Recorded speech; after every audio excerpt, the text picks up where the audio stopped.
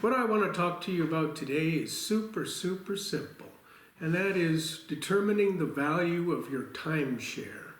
Why would I talk to you about this? Well, it's because many people either have a timeshare or are considering a timeshare, and they don't understand, is it really worth it?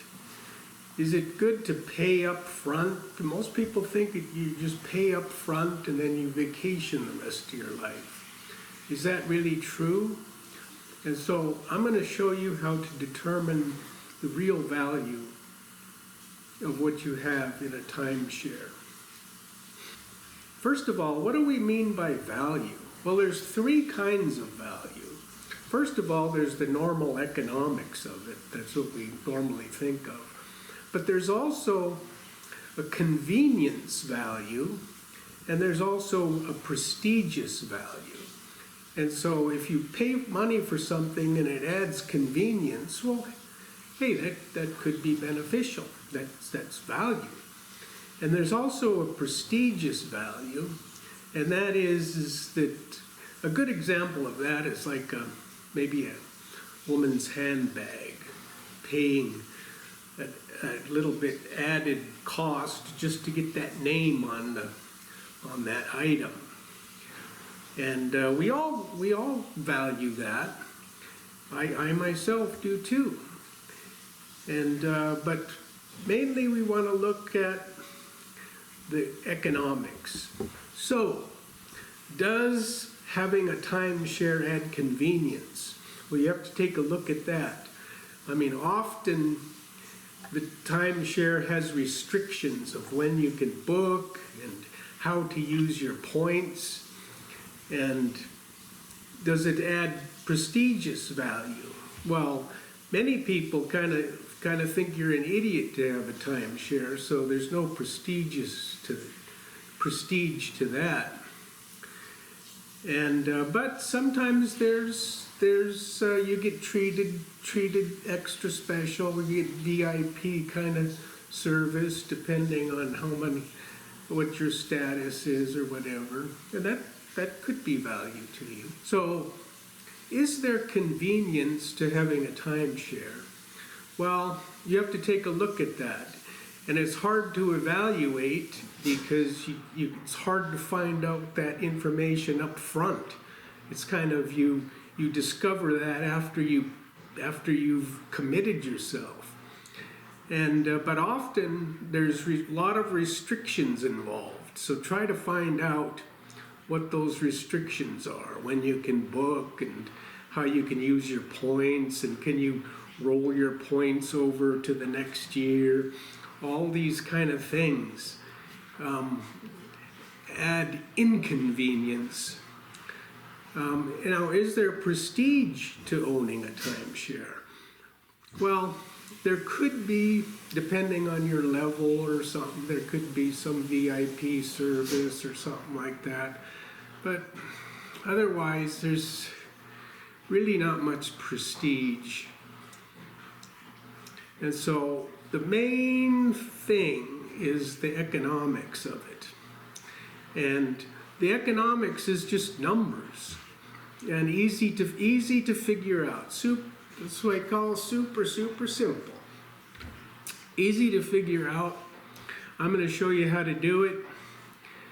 And then I'm going to give you a worksheet that you can fill out. Take the worksheet with you if you go to a sales meeting and fill it out. Ask for, hey, what are these numbers? And fill it out. And that will determine if the result is, hey, this doesn't look very economically sound. You can't argue with that. That's an easy way. Hey, I'm sorry, this doesn't look like a good deal to me. We're not going to participate. So what we have here then is the worksheet that you can download a copy of this worksheet and take it with you, fill it out. You can see there's like 5 different calculations here. They're all super simple, just like 3rd grade mathematics. division, subtraction, that kind of thing. Super easy. We'll go through it. So here's the first calculation. Super easy. What's the cost per point? So to figure that, it's like, what did you pay for your timeshare? And how many points did you get for that? So here's an example. You paid $100,000 for your timeshare and you got 10,000 points to use. Divide that and it's $10 per point. That's what the cost is per point. So the next thing we got to figure out is what are your annual fees per point. So how much fees do you have to pay every year? Dues, fees, maintenance, whatever they want to call it. Every year you have to pay some kind of fees.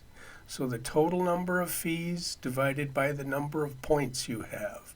So in this example, you pay $2,000 a year in fees and you have 10,000 points. So that's 20 cents per point you have to pay in fees. The next thing we have to figure out is the redemption value. What are you getting for each point that you have? So let's figure this out. The cost for a stay. And you can figure this out if you were Joe Schmo and you were going to stay at that location, how much would it cost you? But you're not Joe Schmo, you're Joe timeshare owner. So how much does Joe Schmo pay? Joe Schmo has to pay $300 a night for that location. And you, since you have a timeshare, you don't have to pay dollars, you pay in points instead. So you pay 1,000 points per night. This is just an example. So we figure that out. It's $300 for the stay or 1,000 points. So in other words, you are getting from your points, you are getting 30 cents per point. And so now we calculate the net value of a point. In other words, what we got for the point, but yet we have to pay these annual fees every year. So what's the net value? And these two calculations we already calculated. We got a redemption value of 30 cents per point, and we have to pay 20 cents per point in fees. So actually, we only get a value of 10 cents per point. And so the last thing we calculate is the return that we get for this big chunk of money we had to put down. And so it's very simple.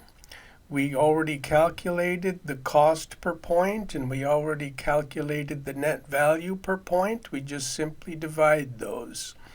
If you divide the value we get by the cost we had to pay, in this example, we get a 1% return on our investment. And I don't know what you think, but to me that sounds pretty lousy. If you were to put that money into some other investment that made only 3% return on your investment, that return would entirely pay for your vacationing. Instead of this lousy investment that's only paying for 1/3 of your vacationing. So let's take a look at some other issues.